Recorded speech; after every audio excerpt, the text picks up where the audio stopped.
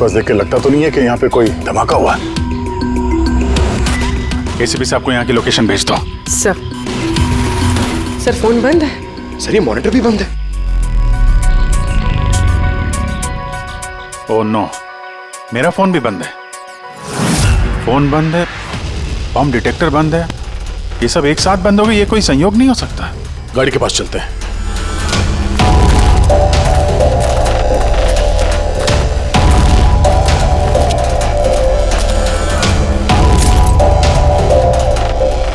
नहीं, गाड़ी स्टार्ट नहीं हो रही है, लाइट भी चल नहीं रही है। कमाल है, एक साथ सारे इलेक्ट्रिक इक्विपमेंट बंद हो गए। ये चक्कर क्या है? सर ये क्या वजह हो सकती है?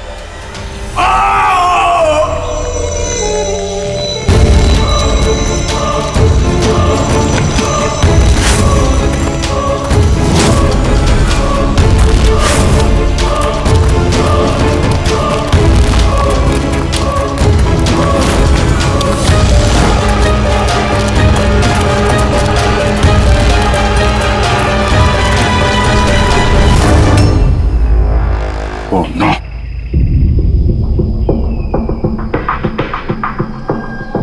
He's dead.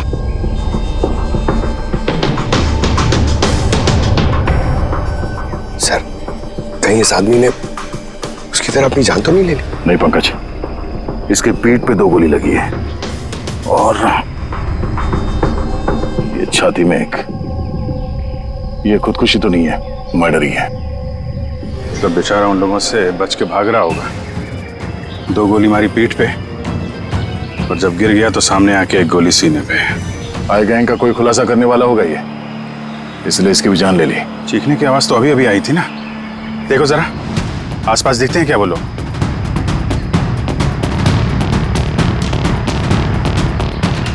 ना कोई पर्स है, ना कोई आईडी।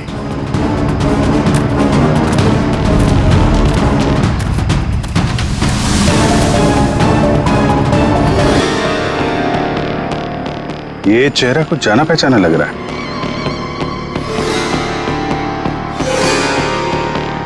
कौन है? रघुवीर, साइंटिस्ट रघुवीर। मशहूर वैज्ञानिक डॉक्टर रघुवीर लापता हैं। आज सुबह वो घर से मॉर्निंग वॉक के लिए निकले, लेकिन घर पर वापस नहीं लौटे। 6 महीने पहले किडनैप हुआ था ये आदमी। आज मिला तो इस हालत में। या हाथ में और पैर पे रस्सी का निशान है।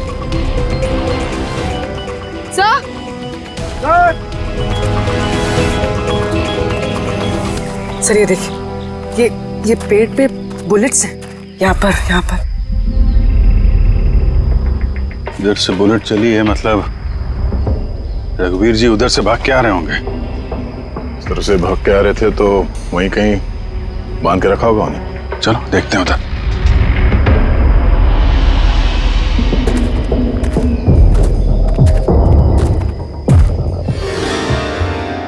अभिजीत, ये देखो, ये 2 अलग अलग निशान है। ये जूतों के और ये पैरों के निशान। ये जो नंगे पैर निशान है ये तो शायद रघुवीर जी के होंगे। और जूतों के मुजरिम के होंगे सर? नहीं, मुजरिम का निशान या तो आगे होना चाहिए या थोड़ा पीछे। ये दोनों निशान एक साथ। इसका मतलब रघुवीर जी के साथ कोई और आदमी भी था जिसे आई गैंग ने बंदी बना के रखा हुआ था। हाँ, रघुवीर जी और ये दूसरा आदमी साथ में यहाँ से भाग निकले होंगे। सर पता नहीं दूसरा आदमी कहाँ होगा। बच गया होगा या फिर आई गैंग वालों ने उसे फिर से पकड़ लिया होगा। चलो उस तरफ चल के देखते हैं, शायद कुछ पता चल जाए।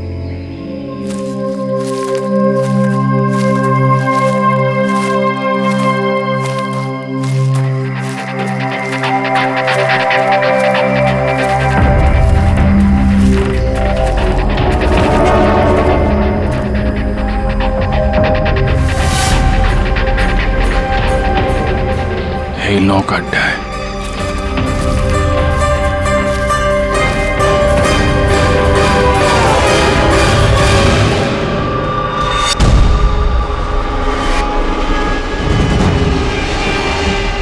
ओह नो,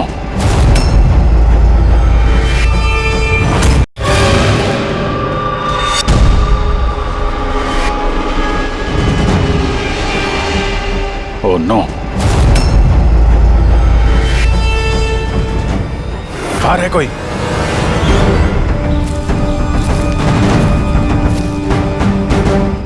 नहीं। माय गॉड, इतना सारा खून है यहाँ पे, गोलियां चली हैं, हुआ क्या है यहाँ पे? देखो चारों तरफ।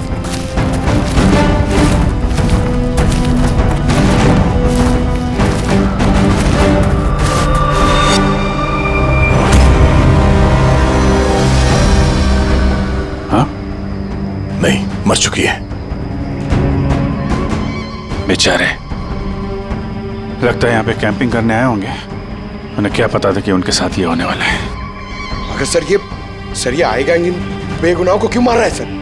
लगता है इन लोगों को आई गैंग के बारे में कुछ पता लग गया था जो उन्हें नहीं पता चलना चाहिए था।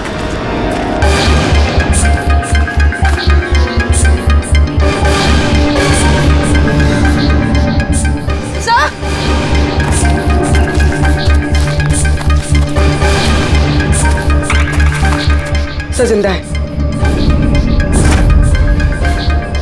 सर गोली छू के निकल गई है, पर खून बहुत बहा है। पंकज, फर्स्ट एड बॉक्स लेके आओ जल्दी।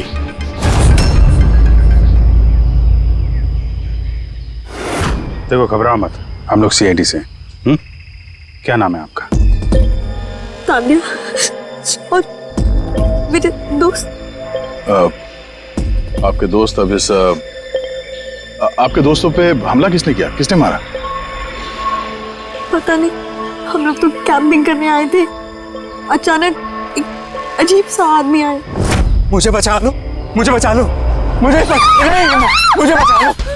कौन है आप? मुझे बचाओ, मैं बहुत मुसीबत में हूँ। कैसी मुसीबत? सब अनर्थ हो जाएगा। क्या अनर्थ हो जाएगा? वो सबूत उन लोगों के हाथ नहीं लगना चाहिए। ये आप किनकी बात कर रहे हैं और कौन सा सबूत? लगता है इनकी दिमाग की हालत ठीक नहीं है। बचाओ मुझे। भाई साहब, आप तसल्ली रखो, हमारे कुछ दोस्त जंगल गए हैं लकड़ी काटने, वो बस कुछ देर में आ जाएंगे, फिर वो आपको सही सलामत छोड़ देंगे। आप बिल्कुल टेंशन मत लीजिए। वो डॉक्टर रघुवीर थे, उनकी भी मौत हो गई। आप लोग सही वक्त पे आ गए, वरना मैं भी नहीं बचती। तान्या, आप जब वो आदमी यहाँ पे मदद मांगने आए थे तो क्या हुआ था उस वक्त? वो मेरा बॉयफ्रेंड समीर, वो उन्हें मेन रोड तक छोड़ने गया था और वो भी लौट कर नहीं आया, और तभी अचानक कुछ लोग आए।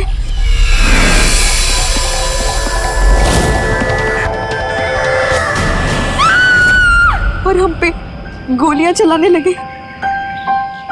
पता नहीं समीर जिंदा भी है। जी, वहां जहां हमें डॉक्टर रघुवीर के पैरों के निशान मिले थे, वहां पे जूतों के भी निशान मिले थे। कहीं वो निशान इस समीर के तो नहीं है? हो सकता है, लेकिन डॉक्टर रघुवीर जो सबूत की बात कर रहे थे वो कहाँ है? उनकी लाश के पास है तो कुछ मिला नहीं। ऐसा भी तो हो सकता है कि डॉक्टर रघुवीर ने वो सबूत समीर को दे दिया हो और वो आई गैंग के चंगुल से भाग गया। बच गया तो अच्छा है, वरना गैंग के हाथ लगा तो छोड़ेंगे नहीं। इस समीर को जल्द से जल्द ढूंढना होगा, इससे पहले कि उन लोगों के हाथ लग जाए। मगर सर, इस आई गैंग ने रघुवीर जी को पकड़ के रखा क्यों था? ये जो जंगल में ब्लैकआउट हुआ है ना, ये शायद उन लोगों ने जबरदस्ती रघुवीर जी से करवाया है। एक बार हमें ये पता चल जाए कि रघुवीर जी को बंदी बनाकर उन लोगों ने कहाँ पे रखा था तो उन्हें ढूंढना ज्यादा मुश्किल नहीं होगा। होगा तो जंगल में ही ना। तान्या, देखो, समीर को बचाने के लिए हमें आपकी मदद की जरूरत है? हाँ सर। तान्या, पहले ये बताओ कि जब आप लोग यहाँ पर जंगल में आए थे कैंपिंग के लिए, तब आप लोगों ने यहाँ पे कुछ सुना या देखा जो आप लोगों को अजीब लगा हो? नहीं सर। ध्यान से सोच के बताओ, कोई किसी आदमी को देखा हो, कोई जानवर, कोई साउंड, कुछ भी? हेलीकॉप्टर जैसी आवाज थी, मुझे लगा मेरा वहम होगा, क्योंकि इस जंगल में हेलीकॉप्टर कहाँ से आ सकता है? हो सकता है उस गैंग का हेलीकॉप्टर हो यहाँ पे। एक बार ये पता चल जाए कहाँ पे लैंड हुआ है तो फिर उनके ठिकाने तक पहुंचा जा सकता है। अच्छा, आप लोग जब जंगल में आए तो अपने साथ जंगल का मैप तो लाए होंगे?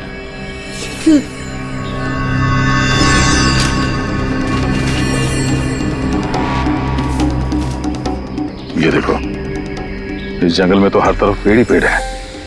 यहाँ पे ये जगह खाली है और एक ये दो जगह पे पेड़ कम है, यहाँ पे चांसेस हैं। ठीक है, चल के देखते हैं। पूर्वी, पंकज तने पे ध्यान रखना, हम लोग चेक करते हैं।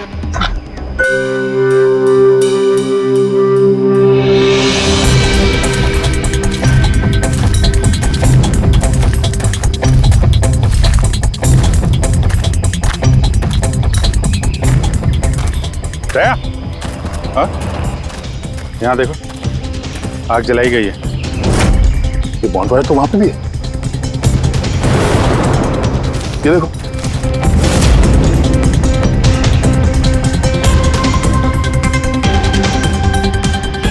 यहाँ पे और इधर भी। ये तो ऐसा लगता है पूरा सर्कल बनाया गया है। हाँ, ताकि रात को जब ये चॉपर यहाँ पे लैंड हो उसे रोशनी मिल सके लैंडिंग के लिए। अगर चॉपर यहाँ पे लैंड हुआ है ना, तो उनका ठिकाना भी यहीं कहीं आसपास ही होना चाहिए।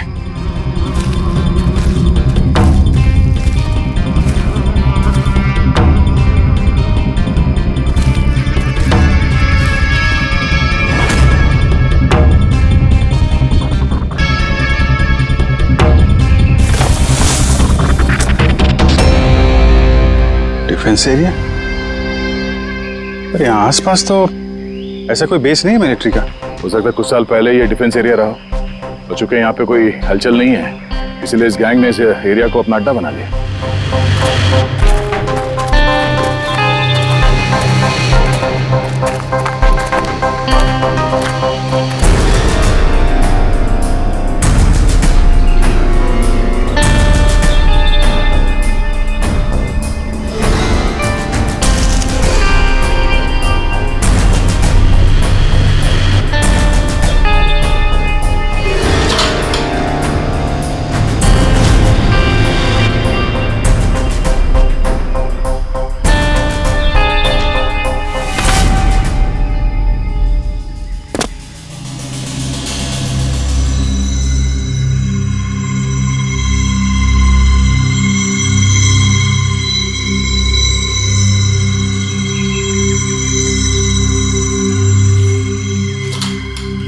ये देखो, लगता है रघुवीर जी को यहीं पे बांध के रखा था और यहाँ पे उनसे कोई जबरदस्ती काम कराया जा रहा था।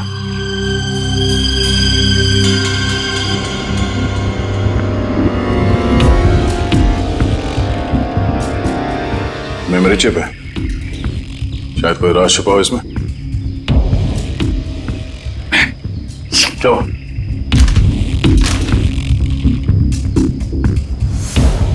ये तो एक आर्टिकल है रघुवीर जी के, ये जो एक्सपेरिमेंट कर रहे थे उसके बारे में। ये कैसे काम करता है, इसकी वजह से सारे इलेक्ट्रिक इक्विपमेंट ठप हो जाते हैं। ओहो, तो कहीं ये जो ब्लैकआउट हुआ है यहाँ पर, ये इन हथियारों की वजह से तो नहीं है? हो सकता है।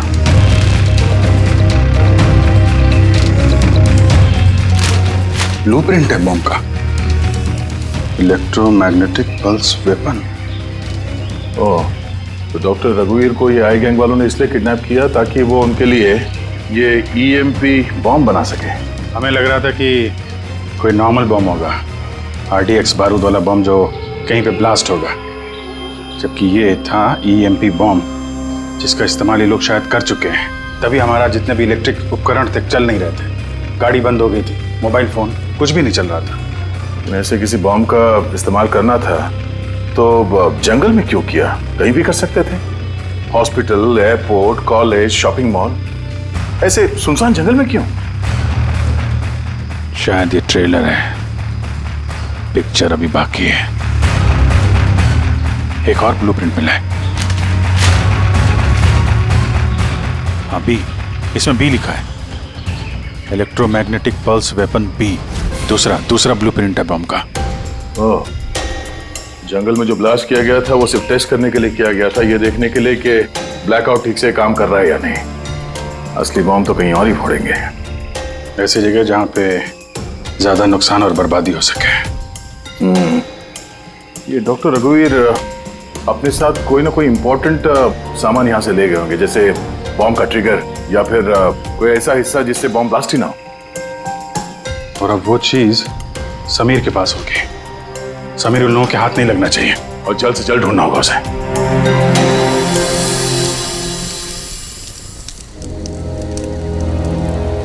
हाँ ठीक हो जाओगे, ओके? कुछ नहीं होगा तुम्हें। पूर्वी, हाँ तानिया की तबीयत बहुत ज्यादा खराब लग रही है, इसे कुछ हो तो नहीं जाएगा? पंकज बुखार बहुत तेज है और ये इन्फेक्शन फैलता जा रहा है। मैं जितनी मरहम पट्टी कर सकती थी मैंने की। She needs a doctor Pankaj.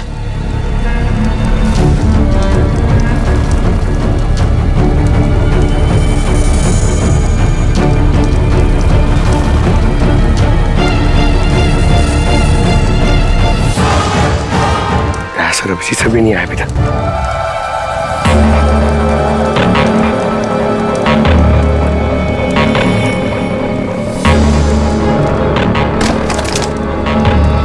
पूर्वी,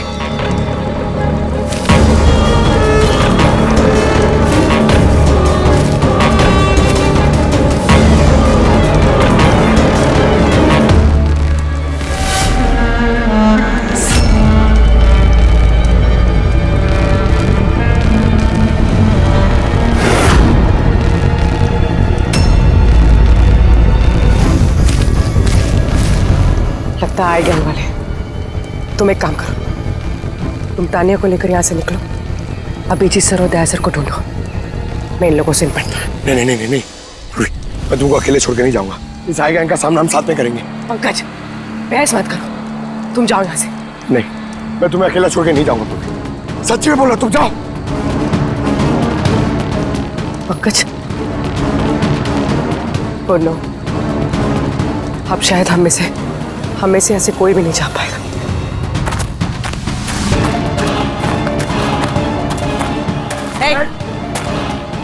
रुक जा। पीछे। रुक जा इधर।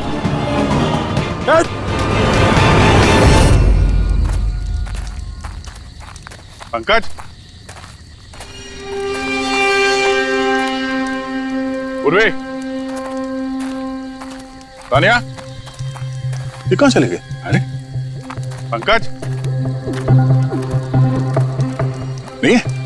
यहाँ तो नहीं है। अरे यार कहीं उस गैंग के हाथ तो नहीं लग गए? पूर्वी, पंकज, यहाँ तो कोई भी नहीं। अरे ये तो पूर्वी की लिखावट है। अरे लगता है हमारे लिए कुछ संदेश लिखना चाहती थी, इसके पहले यहाँ पे कुछ गड़बड़ हो गई। हाँ मगर आरे का मतलब क्या हो सकता है? अरे रेडियो हो सकता है। हाँ, क्योंकि उस नंबर स्टेशन पे भी मैसेजेस रेडियो फ्रीक्वेंसी के जरिए भेजे जा रहे थे। और अब इस ब्लैकआउट के बाद मोबाइल फोन तो काम नहीं कर रहे हैं, सिर्फ रेडियो बजता है आपस में संपर्क के लिए। और शायद इस ईएमपी बॉम्ब का असर रेडियो फ्रीक्वेंसी पे नहीं होता। गाड़ी में पड़ा हुआ है रेडियो।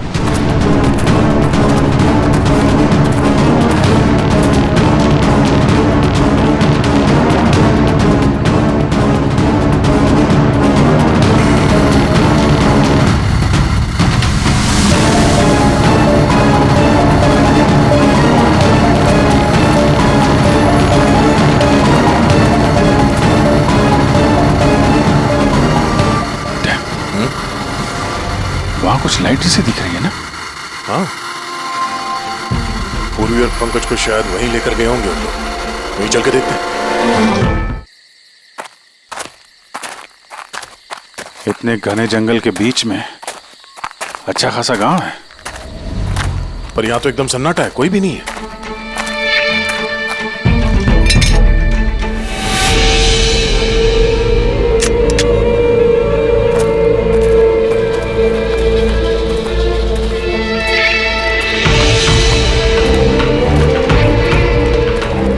इतना अंधेरा है।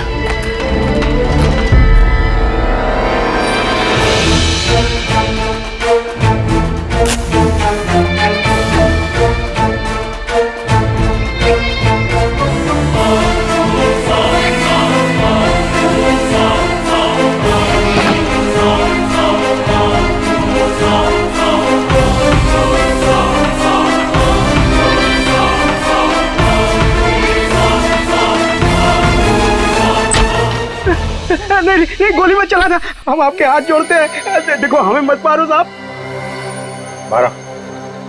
बाहर निकलो, हम लोग सीआईडी से हैं। अच्छा साहब, आप लोग आ गए।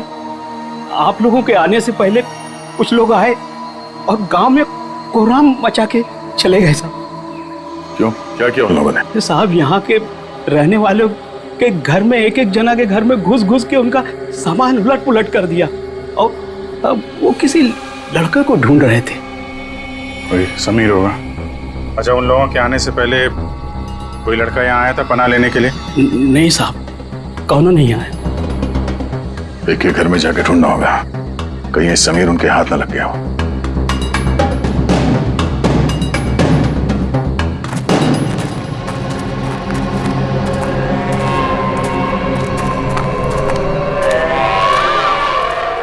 जी,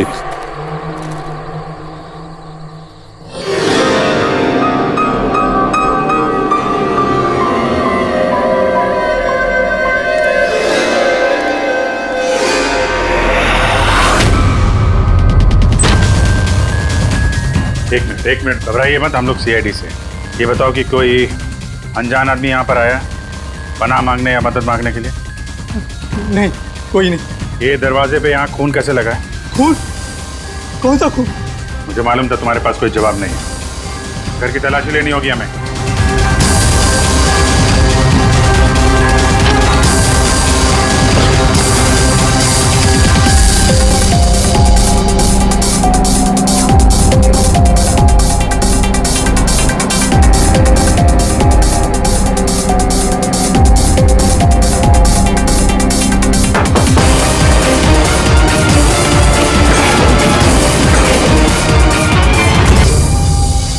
मुझे मत मारना, मेरे पास कोई सामान नहीं है। बाहर निकलो। कौन हो तुम? समीर? आप लोग मेरा नाम कैसे जानते हैं? तुम्हारी दोस्त तान्या ने बताया। तान्या? तान्या ठीक तो है ना? हाँ, वो ठीक है, लेकिन अफसोस तुम्हारे बाकी के दोस्त वो अब इस दुनिया में नहीं रहे। क्या?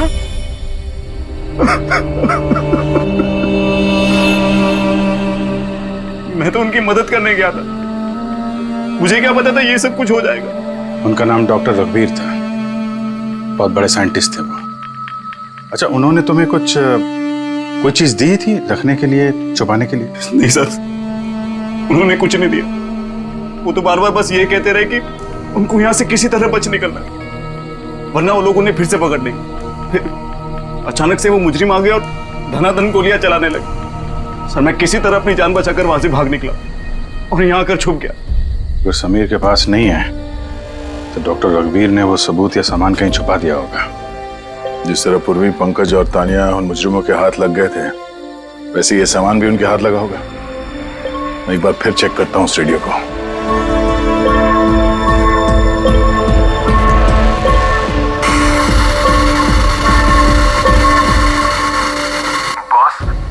बॉस, हमने सब जगह देख लिया, नहीं मिला। ठीक है, एक काम करो, फैक्ट्री में वापस आ जाओ, प्लान बी चालू करते हैं। या सबूत नहीं मिला होगा इन लोगों को, या फिर समीर। अब ये तो फैक्ट्री में जाके पता चलेगा। हो सकता है पूरी पंकज भी वहीं हो। यहाँ आसपास कोई फैक्ट्री है क्या?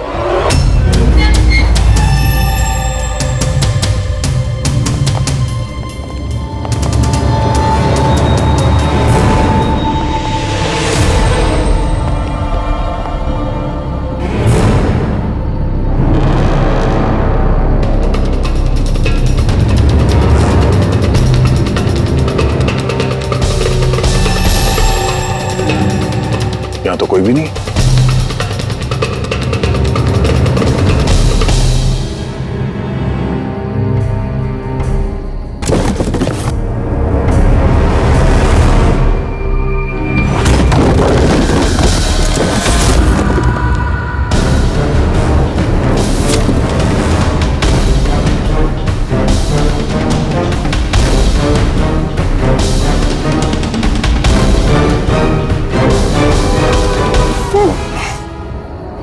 पंकज, पूर्वी,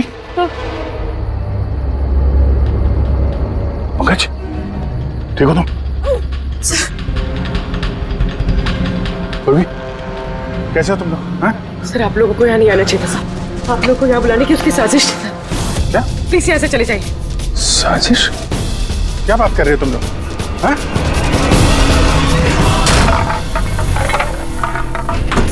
Oh no.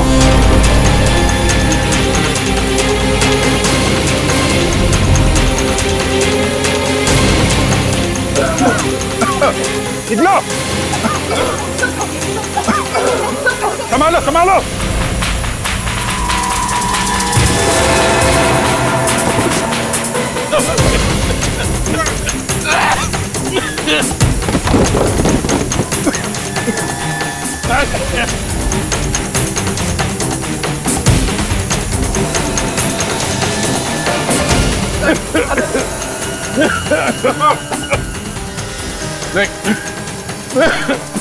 संभल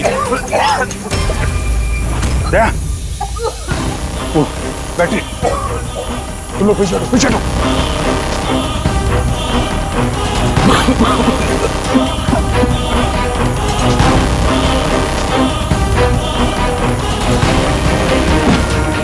अरे तुम लोग पीछे हटो, पीछे पीछे हटो, पीछे संभाल के।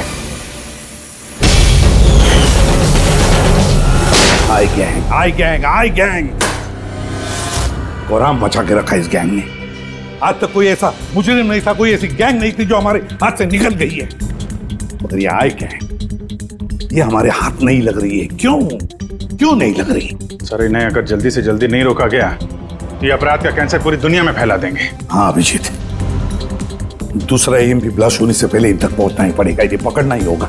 मगर सर, ये किसे पता चलेगा कि वो दूसरा बॉम्ब कहाँ पे ब्लास्ट करने वाले हैं? लोग तो निकल गए थे वहां से, शायद उनके हाथ वो खास चीज लग गई जो डॉक्टर रघुवीर के पास थी। अभिजीत, याद है दया को वो चिप मिली थी बंकर में? शायद उस चिप के अंदर ब्लास्ट की डिटेल्स होंगी। सर वो चिप पासवर्ड प्रोटेक्टेड थी, लेकिन मैंने उसका कोड क्रैक कर लिया। एक मिनट सर, ये देखिए।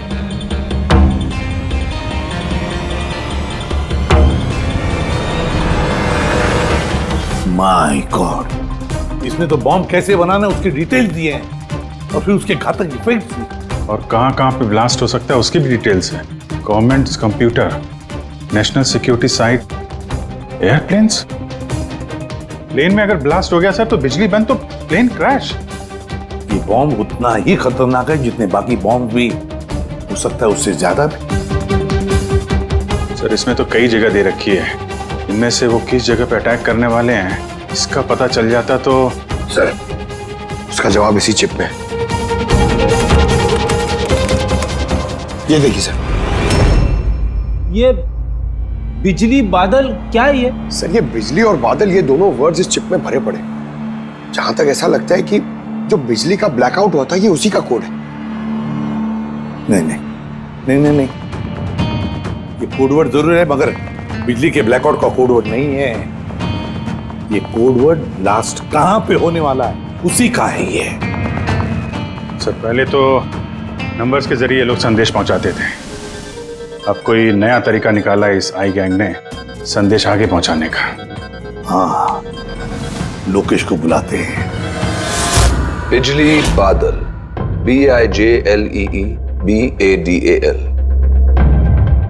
ओके, व्हाट इफ हम इन शब्दों को शब्दों की तरह नहीं बल्कि नंबर्स की तरह देखें? अब वो कैसे लोकेश जी?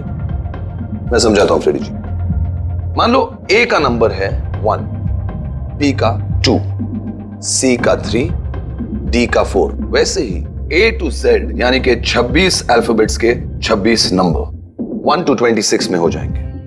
अब अगर हम बिजली बादल शब्द को डिकोड करते हैं नंबर्स के जरिए तो नंबर आएंगे 2, 9, 10, 1, EE, 5, 5, बादल 2, 1, D, 4, A, 1, L, 2। तो ये डिकोडिंग है 29101 255 214 112। 1 2 3 4 5 6 7 8 9 10 11 12 13 14 14 डिजिट। मगर साहब, किताब का ISP नंबर तो 13 डिजिट का होता है ना? हाँ, तो फिर ये कौन सा नंबर हो सकता है? 14 डिजिट वाला। अभिजीत, मान लो ये आईएसबी नंबर नहीं है, कोई और नंबर है, और ये 29, ये 29 29 है, और 10 ये तो 10 है ही है। कि ये डेट नहीं हो सकती 29 अक्टूबर? सर 29 अक्टूबर तो 2 दिन पहले थे, अब बचे 10 नंबर। आईएसबी नंबर होता है 13 डिजिट का, तो फिर ये 10 नंबर ये क्या होंगे? हो सकता है कोई आईएसबी नंबर ही हो किसी का। पर 13 डिजिट का आईएसबीएन नंबर सिर्फ किताबों का होता है। न्यूज़पेपर्स, मैगजीन्स और दूसरे एडिटोरियल्स का ISSN यानी कि इंटरनेशनल स्टैंडर्ड सीरियल्स नंबर। फिर अभिजीत, हो सकता है ये 8 डिजिट जो है वो ISS नंबर है, तो बचे 2 मैगजीन या अखबार के पन्ने भी हो सकते हैं। पंकज, एक काम करो, 29 अक्टूबर की जितने भी मैगजीन और न्यूज़पेपर्स है सबकी लिस्ट निकालो और देखो ये ISS नंबर किसका है। सर,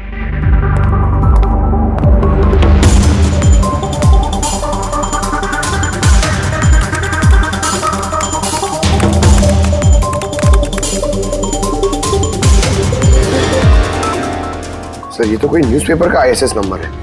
मुंबई मेल, कोई कॉन्फ्रेंस के बारे में।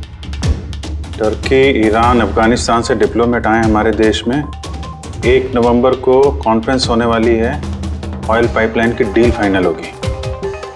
टर्किश डिप्लोमेट मिस्टर हसन की वजह से हो रही है ये ऑयल पाइपलाइन की डील। माय गॉड, मतलब सर यहाँ ब्लास्ट करने वाला ये आई गैंग, इनके निशाने पे टर्किश डिप्लोमेट है। माय गॉड अभिजीत, आज 1 नवंबर है, ये EMP ब्लास्ट तो कभी भी हो सकता है।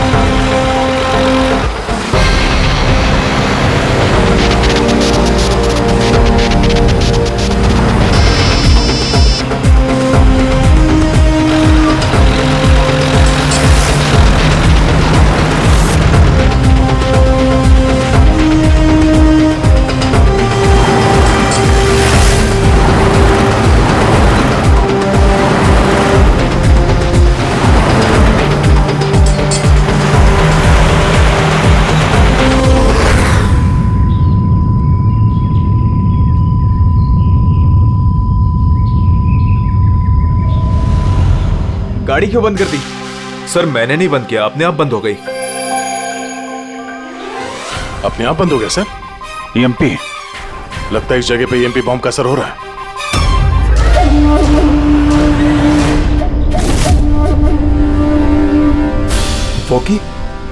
वॉकी भी नहीं चल रहा है। एसी क्यों बंद है? सर सब गाड़ियां बंद हो गई हैं और वॉकी टॉकी काम नहीं कर रहा है।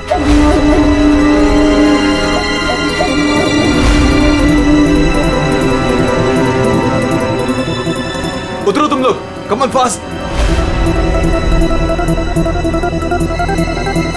सर गाड़ी अपने आप बंद हो गई और वॉकिस भी काम नहीं कर रहे।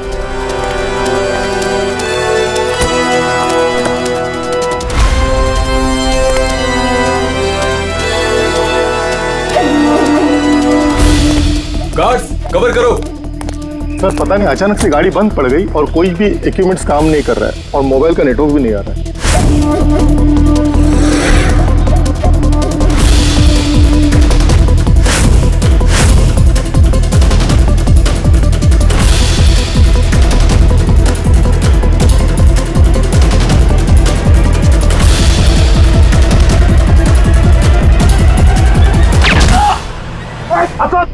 Are you all right?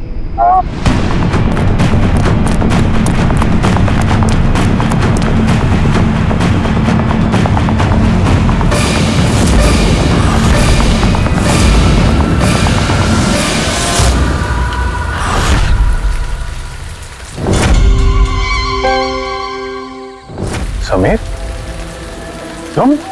कभी नहीं। सूरज असली तभी तो तब का मर चुका है। असली समय मर नहीं चुका है, उसे तुमने मारा है और अब असली समीर बनकर घूम रहे हो। असली वाले को मार, मैंने उन गांव वालों को धमकाया। अगर किसी को भी मेरे बारे में बताया दोनों अपनी जान से हाथ हो। नहीं जानबूझकर तुम सीआईडी वालों को मैं उस फैक्ट्री की लोकेशन पे ले गया ताकि तुम सबकी चिता बुझ जाए। सपने देखना बंद करो।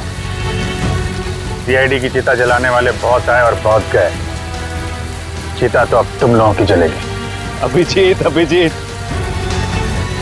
गाड़ी में अगर पेट्रोल खत्म हो जाए तो गाड़ी खत्म नहीं होती, उसमें फिर से पेट्रोल डलता है और गाड़ी फिर से चलती है।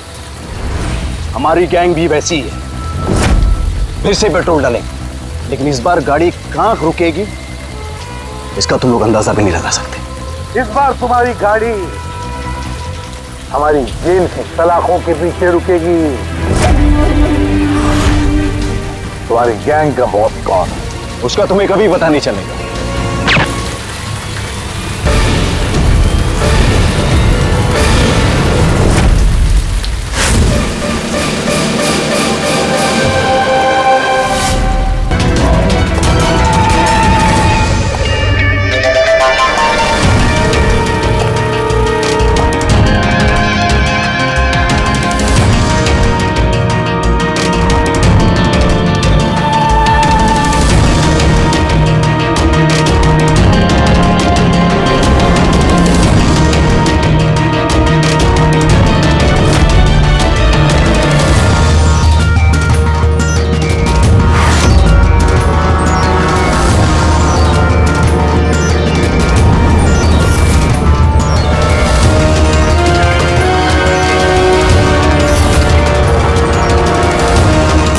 इस आग में कई लोग जलेंगे।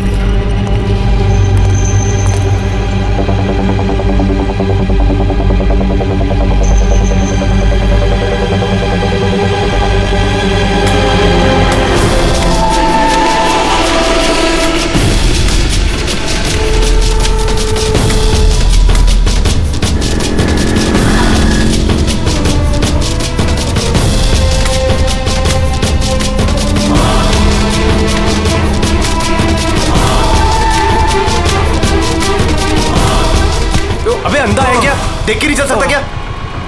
अंधा ही हूँ भाई। अरे भाई सॉरी, मेरी छड़ी, मुझे पता नहीं था। आपको ऐसे नहीं निकलना चाहिए, कहीं चोट लग जाएगी आपको। माफ करिए, पर मुझे ध्यान देना चाहिए। ठीक है, आराम से जाइएगा। जी। आप चले जाएंगे या मैं छोड़ के आऊँ? नहीं, मैं चला जाऊंगा। ठीक है, थैंक यू।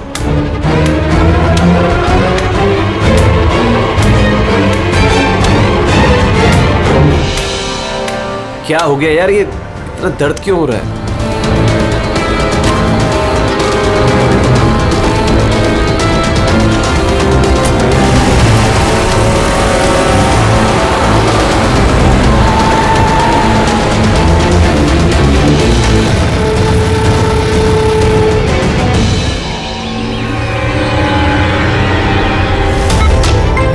कुछ नहीं होगा रमन, तुम्हें कुछ नहीं होगा। Hold on Raman. पैर पकड़ो डॉक्टर इंजेक्शन जल्दी जल्दी फास्ट क्विकली डॉक्टर इंजेक्शन दो जल्दी।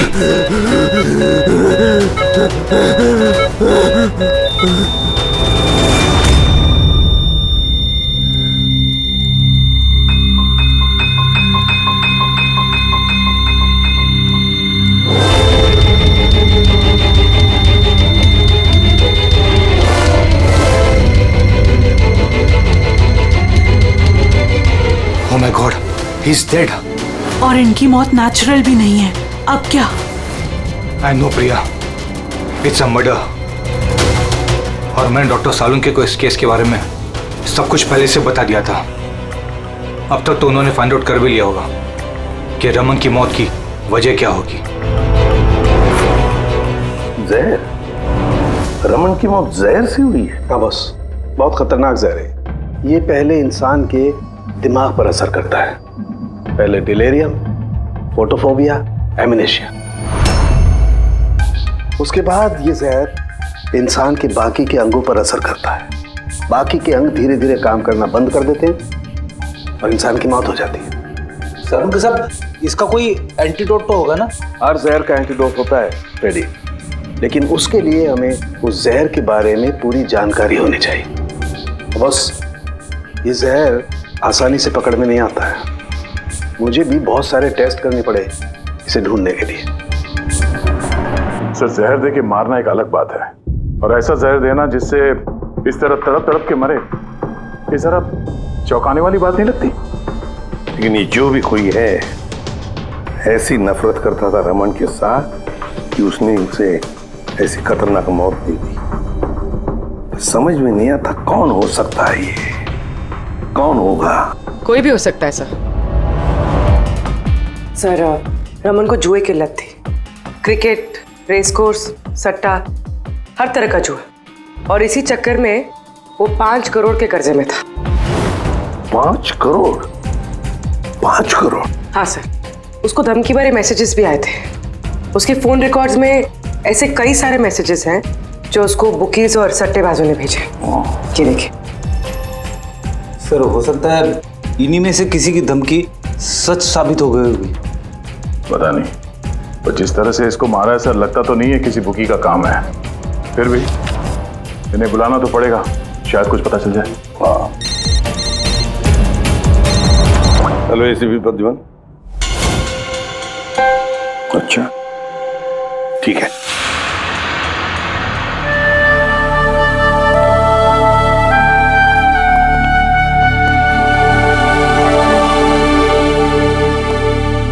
आप रमन का चचेरा भाई हितेन। हितेन, किसी ने रमन का खून कर दिया है। क्या लगता है आपको किसने किया होगा? मुझे नहीं पता सर। बुरे काम का बुरा नतीजा, एक ना एक दिन तो ये सब होना ही था सर। अब किसने किया, कैसे किया, ये तो नहीं पता सर। लेकिन इतने सारे लोगों से दुश्मनी, इतने सारे लोगों का कर्जा, उन्हीं में से किसी ने अच्छा, आपके अलावा परिवार में इनका और कौन? माँ है इसकी, लेकिन अब वो कहाँ पर है ये मुझे नहीं पता। ठीक है हितेन, हमारी इन्वेस्टिगेशन अभी चल रही है, तो बॉडी अभी यहीं रहेगी हमारे पास। आप अपना कॉन्टैक्ट नंबर वहाँ लिखवा दीजिएगा, जरूरत पड़ेगी तो आपको तकलीफ देंगे। जी सर।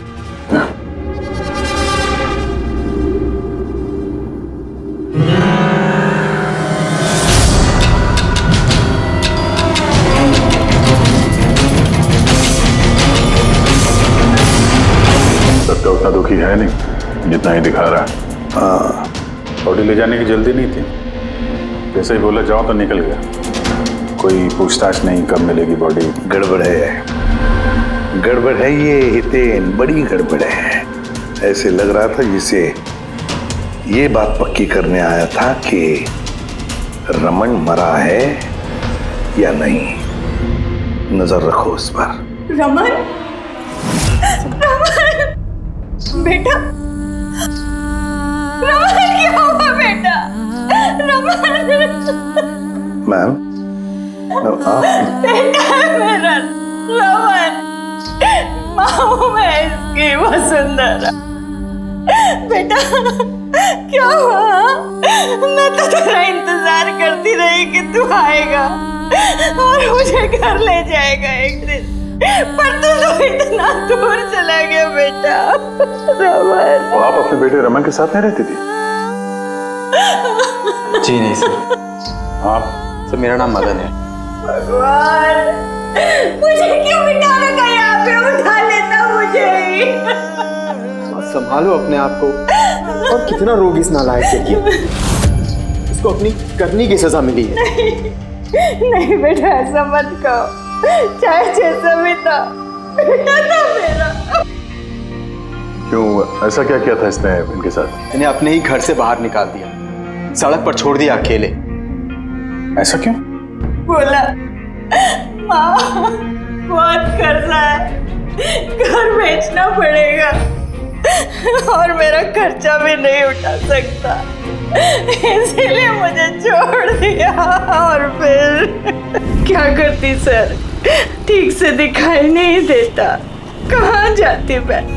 पड़ी रही फुटपाथ पे, भूखी प्यासी, बेघर बेसहारा। फिर शायद भगवान को दया आ गई और उसने उस फरिश्ते को भेज दिया। उसका चेहरा तो नहीं देखा मैंने, लेकिन उसने मुझे अपने साथ चलने के लिए कहा और मैं चली गई। एक बड़ा आदमी मुझे इसके पास ले गया। सर दरअसल मेरी एक संस्था है, संयुक्त वृद्धाश्रम।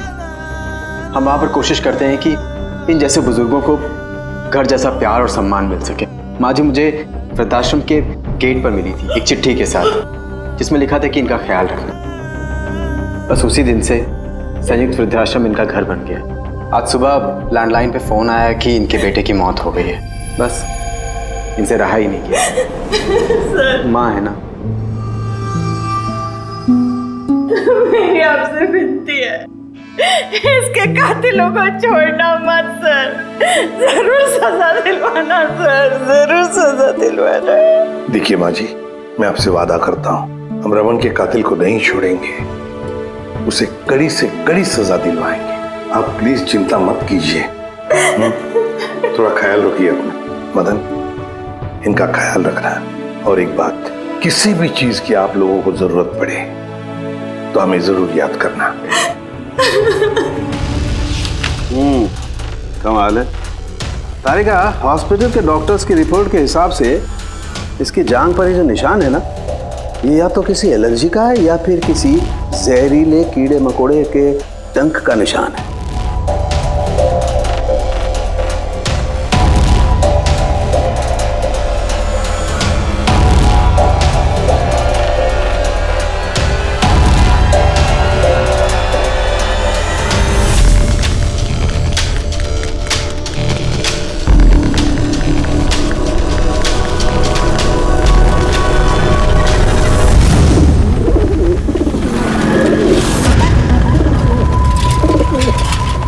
सर इस हितेन की हरकतें ठीक नहीं लग रही है सर। ऐसे ऐसे लोगों के साथ उसको उठना बैठना है, उस पर शक करना बनता है सर। एक और बात है सर, कुछ समय पहले ये रमन ने उसे अपने घर से निकाल दिया था। अब रमन के मरने के बाद वो उसकी प्रॉपर्टी हड़प करने की कोशिश कर रहा है सर। सर एक मिनट, यहाँ आएंगे प्लीज। सर इसके स्किन पे ना मुझे कुछ ये अजीब सा दिख रहा है।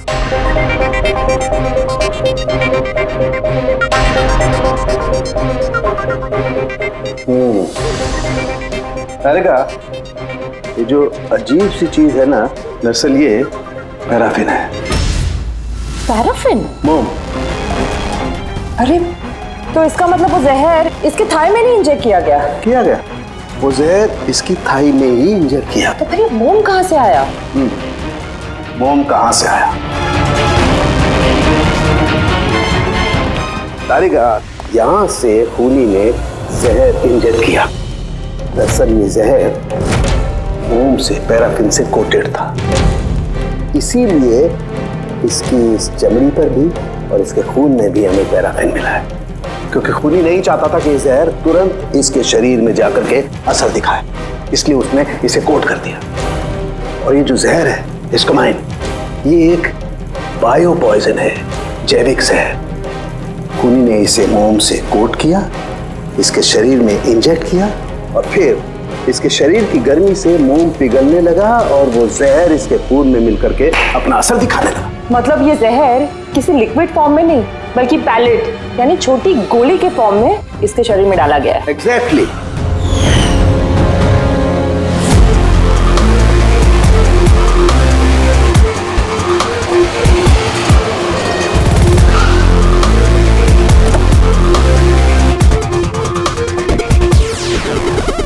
ये है वो कंस्ट्रक्शन साइट जहाँ पे रमन इंजीनियर था।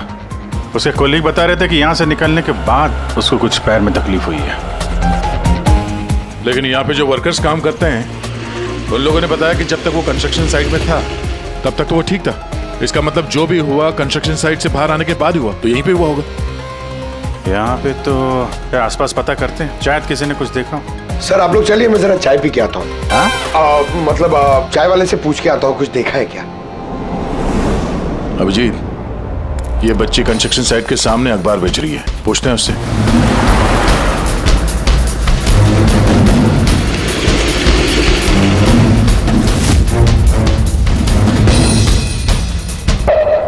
क्या नाम है बेटा आपका? चुटकी। चुटकी।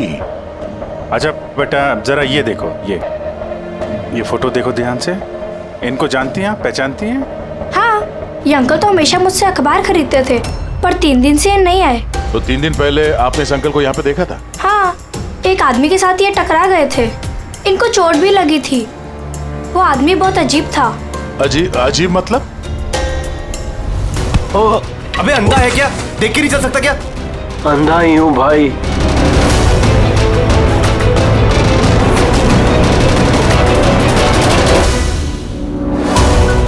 तो क्या हो गया यार?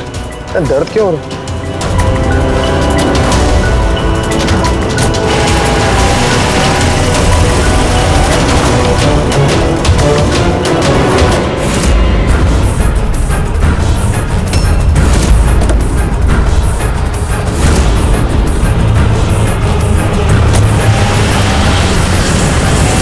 अंधा नहीं था और उसी ने हमला किया रमन पे।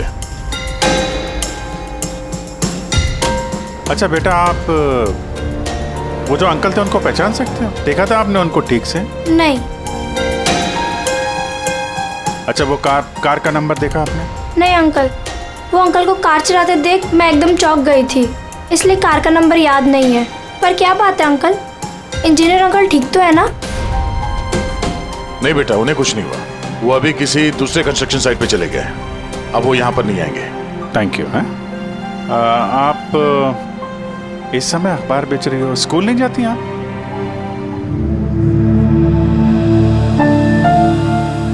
क्या बात है, हैं? स्कूल तो जाना चाहिए।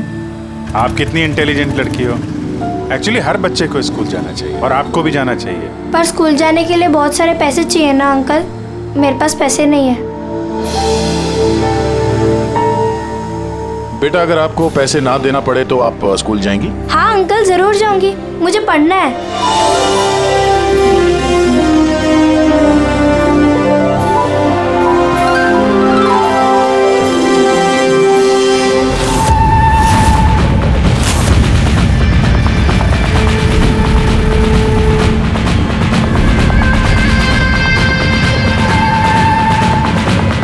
समीर अब तुम्हारी बारी। हाँ बोलो। हाँ यार, तुम्हें एक बार में समझ में नहीं आता है। देखो मैंने तुम्हें पहले भी कह दिया है कि तुम कुछ भी कर लो, मैं इस खंडहर के लिए एक कौड़ी भी खर्च नहीं करने वाला।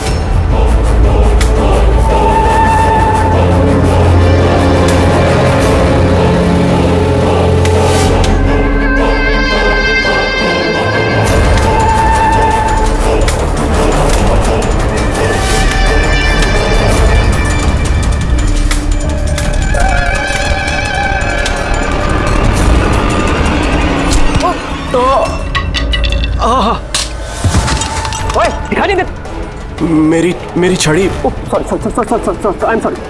मेरी छड़ी। सॉरी।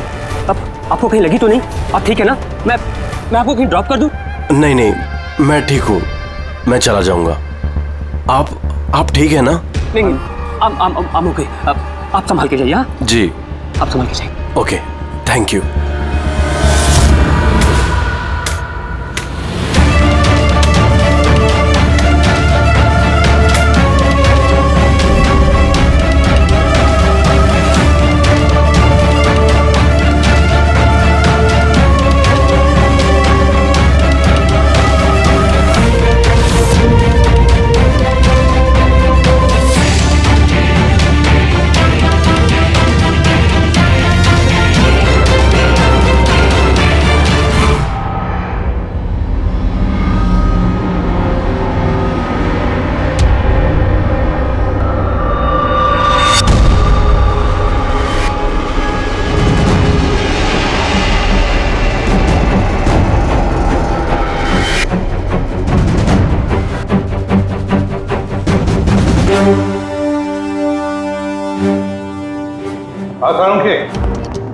क्या पता चला? बस इस आदमी को जो जहर दिया गया ना, वो भी किसी पौधे से ही बनाया गया है। क्या? ये भी किसी पौधे से? हाँ बस, लेकिन ये कौन सा जहर है ये अभी तारिका पता कर रही है। इस जहर का नाम है रिकिनस कम्युनिस और ये जहर पहले वाले जहर से भी बहुत ज्यादा तेज और खतरनाक है। रिकिनस? अब ये किसी पौधे का नाम है क्या? हाँ फ्रेडी, ये किसी पौधे का नाम है और बॉस ये कोई आम पौधा नहीं है, बहुत मुश्किल से मिलता है। और खूनी जो कोई भी हो बॉस, उसे पौधों के बारे में बड़ी अच्छी जानकारी है। हाँ, जानकारी तो होनी चाहिए पौधों के बारे में, तभी तो।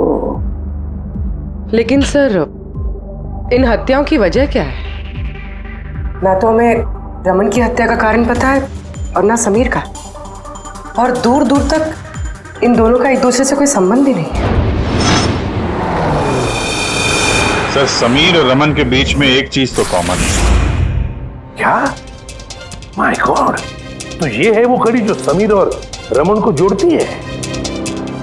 तो क्या दोनों ने एक ही गलती की?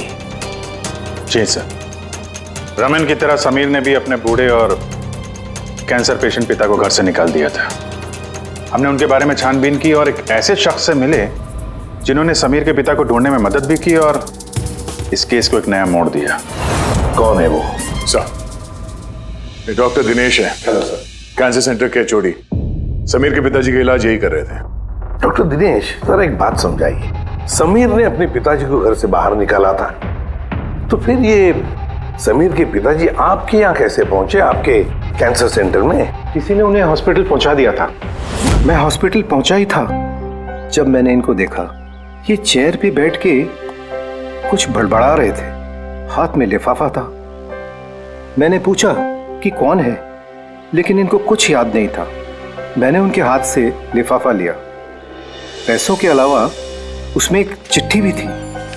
उसमें लिखा था कि इनको कैंसर है और हम इनको अपने यहाँ एडमिट करके इलाज शुरू करें। एडमिशन के लिए डिपॉजिट की रकम लिफाफे में है और इलाज के पैसे भी हॉस्पिटल के अकाउंट में ट्रांसफर हो जाएंगे। उनकी उम्र और हालत को देखकर मैंने उनको एडमिट तो कर लिया, पर मुझे चिंता थी अगर पैसे ना मिले तो। लेकिन भगवान का शुक्र है, अगले ही दिन इलाज के पूरे पैसे 10 लाख रुपए हॉस्पिटल के अकाउंट में ट्रांसफर हो गए थे। 10 लाख रुपए? किसने ट्रांसफर किए? सर 100% खूनी ने दिए होंगे। सर, बैंक डिटेल से पता चल जाएगा। पता चल गया एक्चुअली, पैसे समीर की वाइफ रत्ना ने दिए थे सर। ये सब मेरी गलती है सर। मेरी वजह से समीर की जान चली गई। मैंने ही उसे उकसाया था। पिताजी की देखभाल में काफी प्रॉब्लम हो रही थी और सारी प्रॉपर्टी और सब हमारे नाम पर हो ही चुका था, तो मैंने ही समीर को कह के पिताजी को घर से निकलवा दिया। शर्म नहीं आती तुम्हें? समीर के पिता तुम्हारे भी पिता समान थे, उनको ही घर से निकाल दिया। ये सब करने के बाद फिर उनकी इलाज के लिए 10 लाख रुपए क्यों दिए? मुझे किसी ने धमकी दी थी सर कि अगर पिताजी के इलाज के लिए 10 लाख रुपए नहीं दिए तो वो समीर को और मुझे मार देंगे। सर, मैंने उन्हें 10 लाख रुपए दे दिए, फिर भी उन्होंने समीर को मार दिया। और अभी भी कहा है कि अगर हर महीने पिताजी के इलाज के लिए 50,000 रुपए नहीं दिए तो वो मुझे भी मार देंगे। किसी पे शक है तुम्हें? नहीं। उसके बारे में कुछ याद है? उसकी आवाज, उसका लहजा, कुछ भी? कुछ भी याद नहीं।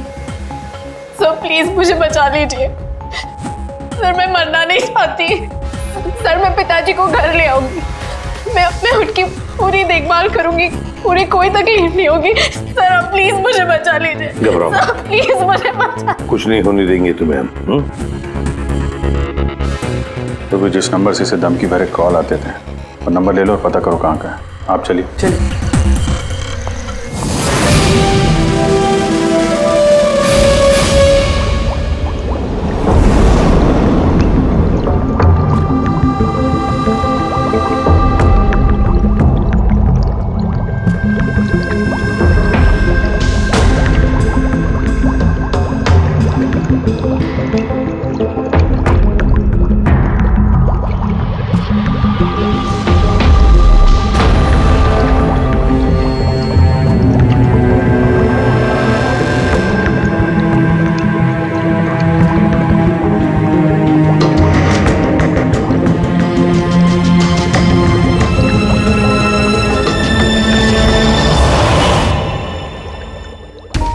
सर हमने इतने सारे एंटीडोट्स बना लिए, लेकिन इसकी क्या गारंटी है कि खूनी इन्हीं में से किसी जहर का इस्तेमाल करेगा?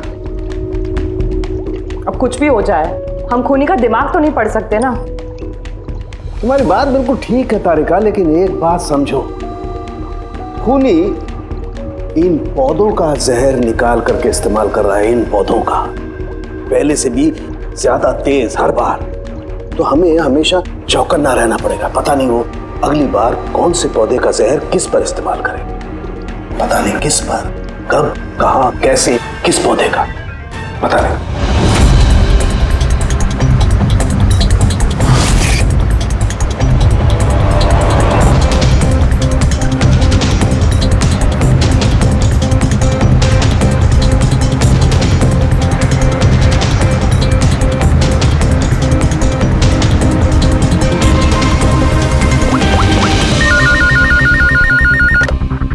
हेलो।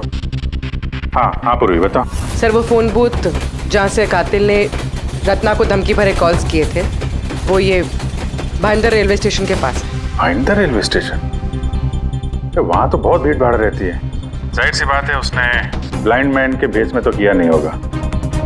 बड़ा मुश्किल है पता लगाना। सर किसी को कुछ पता तो नहीं है, लेकिन एक खास बात यह है कि ये कॉल्स सुबह 11 से 12 के बीच किए गए हैं और रेलवे स्टेशन के पास एक बस स्टैंड भी है जहाँ से बस जाती है पुणे। बस स्टैंड भी पास में ही है, तो ट्रेन से भी जा सकता है और बस से भी।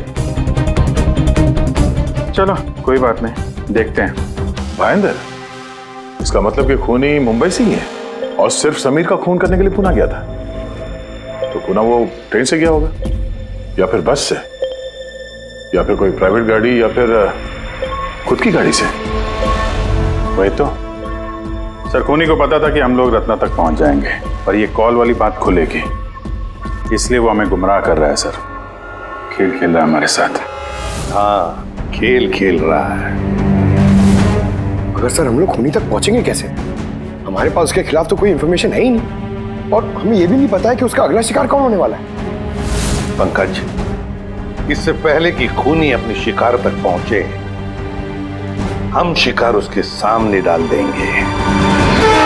ये घटना आज सुबह 10 बजे की है।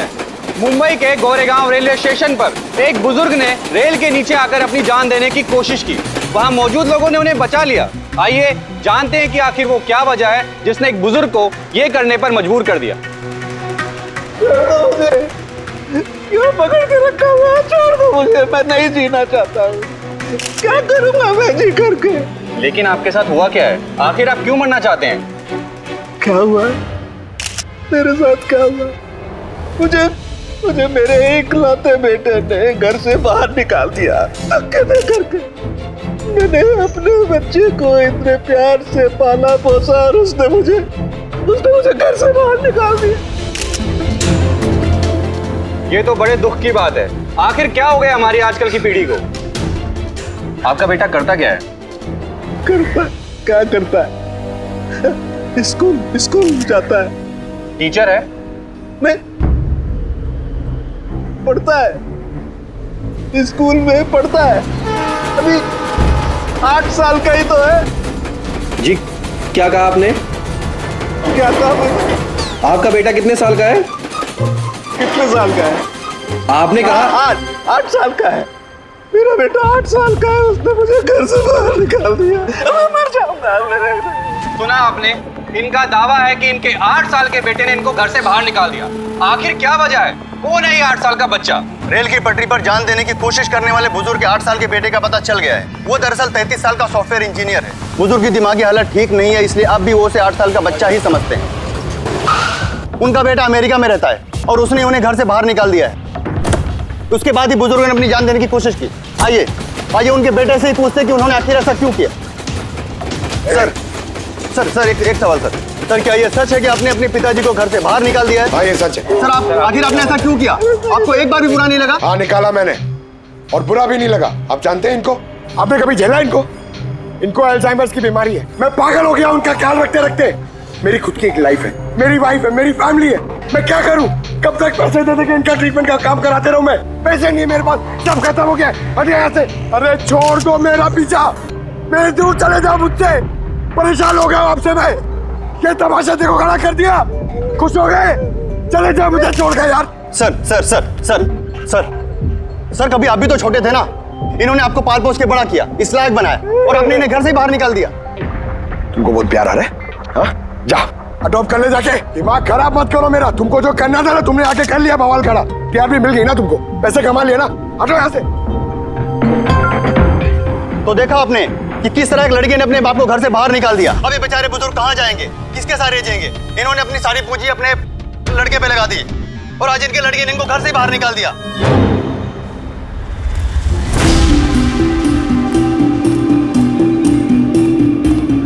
बड़े बच्चे गुब्बारे ले लो जल्दी। गुब्बारे वाला गुब्बारे ले लो। अरे बेटा गुब्बारे ले लो। गुब्बारे वाला गुब्बारे ले लो। गुब्बारे ले लो। गुब्बारे ले लो बेटा। गुब्बारे ले लो। गुब्बारे वाला गुब्बारे ले लो।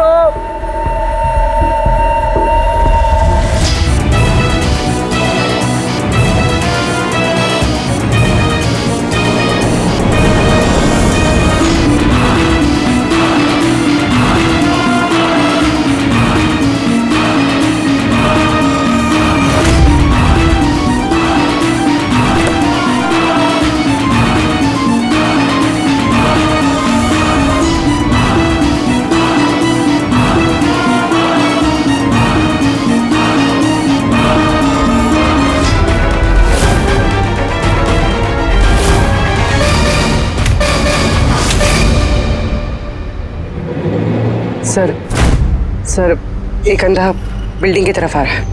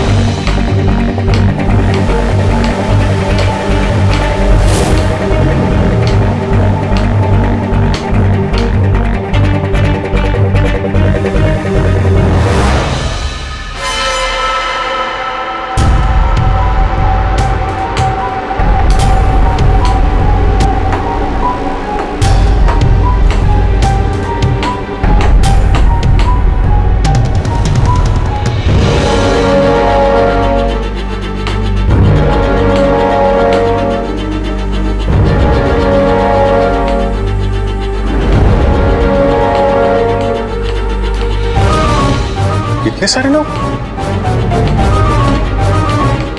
सर इतने सारे अंधे एक साथ?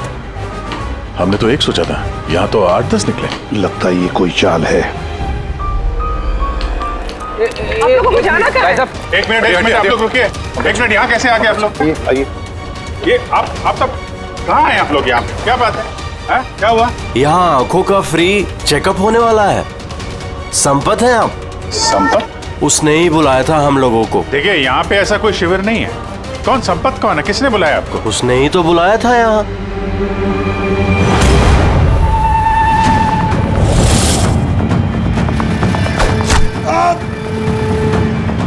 पंकज! पंकज! क्या हुआ? पंकज! वो रहा। पकड़ो उसे। छोड़ना नहीं।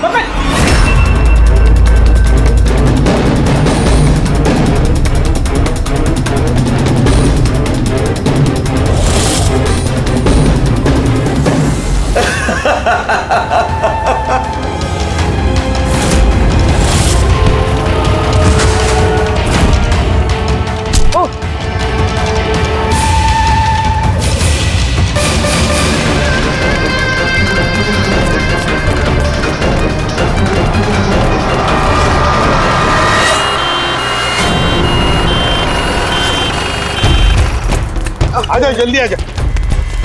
पंकज तुझे कुछ नहीं होगा। पंकज इसे एम्बुलेंस में लेके चलो।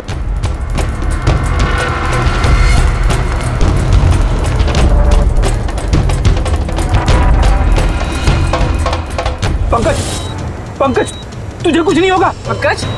तारिका ये लो, इससे जहर का पता करो। अगर जहर का पता नहीं चला तो हम एंटीडोट नहीं दे पाएंगे। मेरी बात सुन रहे हो तुम? सुना नहीं है पंकज, आंखें बंद मत होने देना। आदिश हमारे पास इसका एंटीडोट हो, वरना हमें इसे हॉस्पिटल ले जाना पड़ेगा। एंड आई एम श्योर ये वाला जहर पहले वाले जहर से बहुत ज्यादा स्ट्रॉन्ग है। तारिका एक काम करो, नेशनल बायो सेंटर को फोन करो और उसे लाइन पर रखो।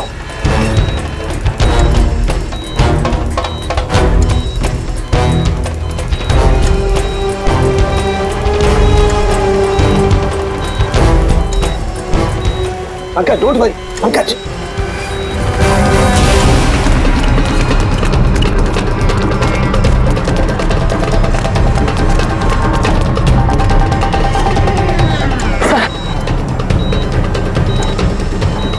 ओह माय गॉड, ये नहीं हो सकता है। और सूत्र तो जहर ही बदल दिया। लेकिन सर हमारे पास इतने सारे एंटीडोट्स है, कोई ना कोई तो काम करेगा ना। कोई काम नहीं करेगा बॉस, ये पौधे का जहर ही नहीं है, उसने जहर बिल्कुल बदल दिया है। अब क्या होगा सर? करना कुछ यार। पंकज की ब्रीदिंग, सब ठीक हो जाएगा। हाँ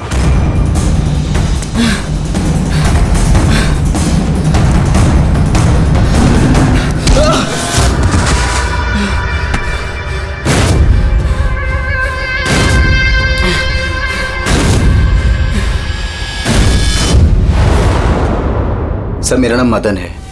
तुमने क्या ये सब? क्यों पड़े हो मेरे पीछे? मैंने जो किया सही किया। लोगों की जान लेना सही है? मैंने सिर्फ बुरे लोगों को सजा दी है सर। जो लोग अपने माँ बाप का ख्याल नहीं रखते ना, उनको इस दुनिया में जीने का कोई हक नहीं होता। जब मेरी माँ की मौत हुई थी तो मेरी दुनिया उछल गई थी। उसी वक्त मैंने इस संयुक्त वृद्धाश्रम की शुरुआत की थी। सर वहाँ पर जितने भी बुजुर्ग माँ बाप आते हैं ना, सब अपने बच्चों के सताए हुए होते हैं। ये देखकर मेरा खून खौल जाता है। मैंने उसी वक्त ये फैसला किया था कि मैं इन सबको सबक सिखाऊंगा, इसीलिए मैं मार देता हूं इनको। क्या गलत किया मैं? सर कुछ करो सर। कुछ नहीं कर सकते जब तक उस जहर का कंपोजिशन नहीं पता लगेगा फ्रेडी, हम कुछ भी नहीं कर सकते। अगर इसे गलत एंटीडोट दे दिया तो ज्यादा खतरनाक होगा यार। सर पंकज की हालत तो बिगड़ती जा रही है। सर पल्स गिर रही है, हॉस्पिटल ले जाना पड़ेगा। हॉस्पिटल जाके कुछ नहीं होगा, हमारे पास इतना वक्त नहीं है तुम्हारा जाकर टेस्ट करें। मुझे इस जहर का नाम चाहिए यार। पंकज हेलो। हाँ सर, हाँ सर पकड़ा गया। सर खूनी मदन है। हाँ जहर हम पता करते हैं। कभी पता नहीं चलेगा तुमको, कभी पता नहीं चलेगा तुम लोगों को। उसने भी पापा को सताया। मदन गाड़ी! Oh no! Madan Madan Madan Madan ambulance बुलाना पड़ेगा जल्दी। नहीं सर, कोई फायदा नहीं है। मेरा काम हो गया है। नहीं मदन, मान लिया तुमने उन लोगों के साथ जो कुछ भी किया, मान लिया, लेकिन तुमने जिसे वो जहर चुबाया है वो बेगुनाह है, निर्दोष है, उसने कुछ नहीं किया। वो जहर कौन सा बताओ? हाँ? BTX। सब उस जहर का नाम BTX है। सारंग, जहर का नाम है BTX। अंकल, जाते रहना, कुछ नहीं होगा, आंखें बंद मत होने देना। मदन, बस हो गया, you'll be all right। बस अब पंकज को कुछ नहीं हो सकता है, कुछ भी नहीं। वेलकम माय बॉय, घबराओ मत, कुछ नहीं होगा तुम्हें। तुम आदमी अच्छे थे मदन, लेकिन तुमने जो किया वो सही नहीं था। ये तो चला गया अभिजीत, पर चाहे कुछ भी हो जाए, इसका वो वृद्धाश्रम बंद नहीं होने देंगे।